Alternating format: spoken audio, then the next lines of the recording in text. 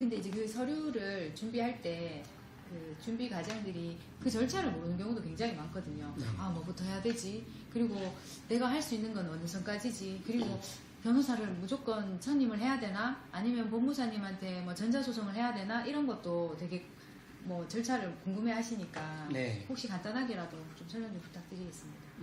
일단 내용증명 말씀이 나오셨는데 내용증명이란 게 어떤 법적인 효력을 가지는 그런 문서가 아닙니다. 많은 분들이 좀 착각을 하고 계시지만 소송 전에 반드시 어떤 내용증명을 해야 된다. 아, 저도 그렇게 알고 있어요. 그렇지는 않습니다. 뭐 요런 메시지를 이 사람한테 보냈다 라는 것만 증명이 되는 것이지 그 안에 있는 어떤 메시지가 진실한 것이 된다거나 특별한 의미를 가지고 있지 않아서 사실은 우리가 문자를 보냈고 문자가 이제 요즘은 문자로 확인하면 일이 없어지잖아요.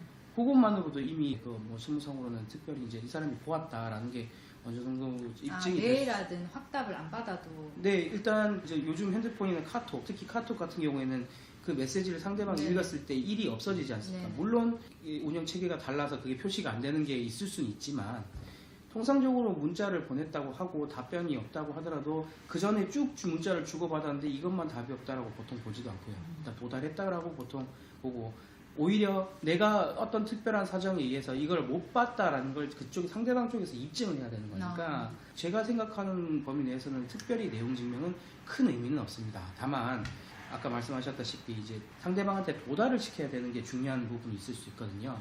지금 주택 임대차 같은 경우에도 종료 6개월 전에서 2개월 전 사이에 이 해지의 통지가 도달해야 되거든요.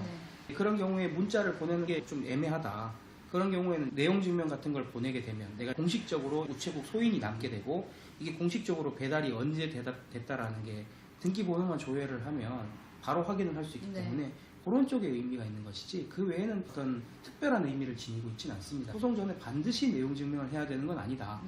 어떤 하나의 절차 중에 하나인 줄 알았어요. 예, 이제 그렇게 많이들 생각하고 계시지만 그게 반드시 필요한 절차는 아니다. 저희도 이제 그렇게 상담을 드리고 있고 그거를 뭐 만약에 소장을 보내려고 하는데 꼭 내용 증명을 사전에 해야 되느냐? 아닙니다. 소장에 아예 하고 싶은 의사 표시를 아예 그냥 같이 넣어서 보내도 오히려 그게 더 낫습니다. 내용 증명 나오다 보니까 이제 좀 이야기가 샜는데 일단 내용 증명 같은 경우에는 뭐 크게 문자나 크게 이제 차이는 없다. 다만 이제 법에서 정하는 이 기간 내에 6개월에서 2개월 전 사이에 뭐 이제 나가겠다라는 어떤 통지를 하는 거는 굉장히 중요합니다. 왜냐하면 그걸 안 하면 묵시적으로 갱신이 돼버리면 3개월이 또 연장이 되죠. 그 3개월이 연장이 되는 게 아니라 원칙적으로는 계약 기간이 만약 2년이었으면 2년이 연장되는 걸로 봅니다.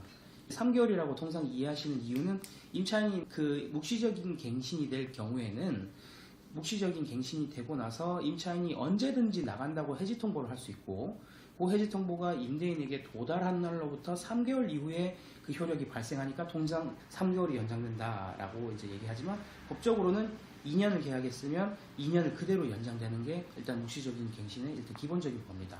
그렇게 이해를 하시면 될 것 같고 소송 이전에는 내용 증명이든 어떤 문자든 해서 그 기간 내에 해지의 의사 표시를 하시는 게 일단 가장 중요하고요.